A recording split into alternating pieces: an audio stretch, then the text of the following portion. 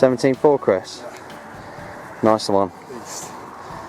Had the rods out here probably about half an hour now, I suppose. Chris has had first blood. 17.4 was it you just said? 17.4, yeah. 17.4. Hardwick. Lovely First scaly ever Hardwick mirror. Here it is. Chris's nice scaly Hardwick carp. Don't get many carp prettier than that. You Well, I don't. don't catch many prettier than that anyway. It's insane. Lovely scale pattern. Really nice. What did you catch it on, Chris? On a little choddy, cast over to the far side and lowered in the edge with the help of, well, Aidan that time, but I'm sure Kev will help me reposition it. No, I'm not. People. But it's worth it if you get bites, and that hasn't been in there that long. Half an hour, 45 minutes. Kicked up the bottom when I went in just to try and emulate fish in the area. And obviously this one thought it was, so hopefully do the same again in a bit. Top bit of angling, Chris. Well done.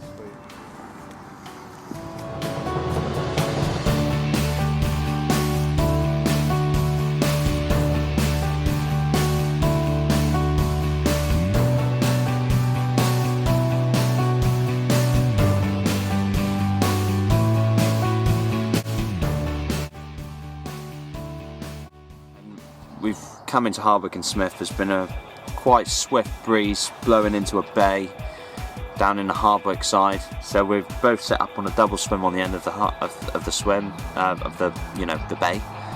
And within half an hour, Chris has had a lovely scaly 17.5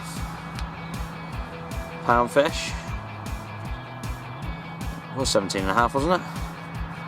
Yeah, 17.4, 17.25 pound fish. But it's starting to feel really good now.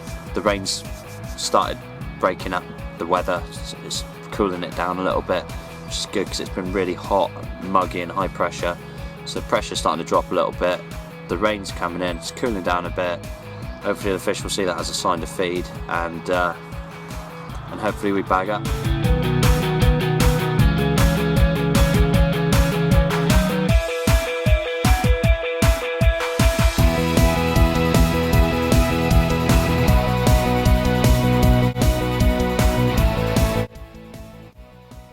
Right then guys, so just a quick tip about fishing over spreads of boilies like we did on Hardwick and Smiths. Basically if I'm fishing over spreads of boilies, what I do is I adopt either two rigs. One being the chod rig, and that one I would use in weedier situations or in silty areas. Hardwick had quite a lot of weed, so it was the rig that I used on this occasion. Basically all you want to do is large spreads of boilies, as spread as you can, even if it's right in the middle of the weed. You want them searching around and then they find that hook bait. If you're fishing over clear areas, you want to be using rigs like this one here, which is a bottom bait rig, and that one has got a wafter hook bait on it. Just a critically balanced bait that just sits up in the water. But for the choddy, you want to be using pop-up hook baits like these. They're the Krill. We were putting in a lot of Krill on the Hardwick session. I tend to use either white or natural coloured baits over large amounts of feed, and in the winter move to fluoro baits because the carp's eyesight is a lot worse during the winter months, so you need a bright bait that stands out. When it comes to mounting the hook baits, you've got two options. You've got the little screws here on this rig. It's a little screw and you just screw the pop-up onto it. That's good if you're using baits like these, which are corkball pop-ups, and the advantage of using a corkball pop-up is it maintains its buoyancy for a long time, whereas these pop-ups here can take on water and after a while will sink. To prevent this with these, the best thing is to not pierce the bait, and to avoid piercing the bait, it's best to attach it with bait floss. Quite easy to use, you just tie a simple loop around the bait, just tie it onto a little ring on your rig. So that's it, a quick tip about boilies and pop-ups, and hopefully you can use it in your own fishing just like we did on the Hardwick session, catch plenty of fish. Well, the fish has just gone. I've just got one in the net. It's early morning, we had a rather uneventful night, but there's fish on our spot now. I've got one in the net, like I say. Not sure of the weight of it. Chris has I would say just this hooked is one. bigger than the one here. Oh shit. Oh god. And yeah. Ideal. I think I'm going to put this down so that I can actually do some work here. And Oh, flat out there. let you know when.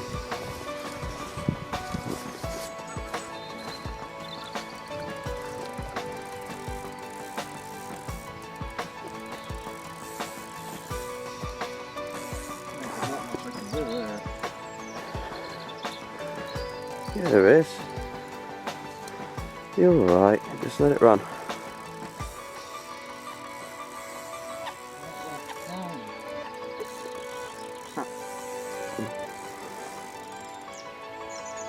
I have to leave it and let Chris get on with it. Right. I don't know what to say. So we finally got these fish on the bank. Chris's was the bigger of the two, but not by as much as we thought. I thought Chris's was about 25 plus, but it was 23. It's just a big frame fish, obviously. And mine was 19, 12, so the smaller one of the brace. But they're still feeding out there. We've got some more bait out on the spot, and hopefully we can coax another couple of bites, but look at that. Sick. I don't think we were expecting this on Hardwick, did we?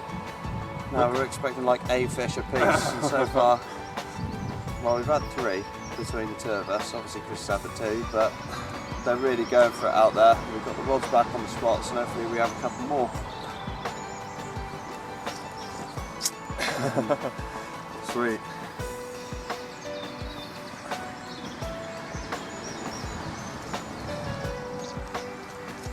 Yes. Get some pickies and we'll slip them back. Yeah.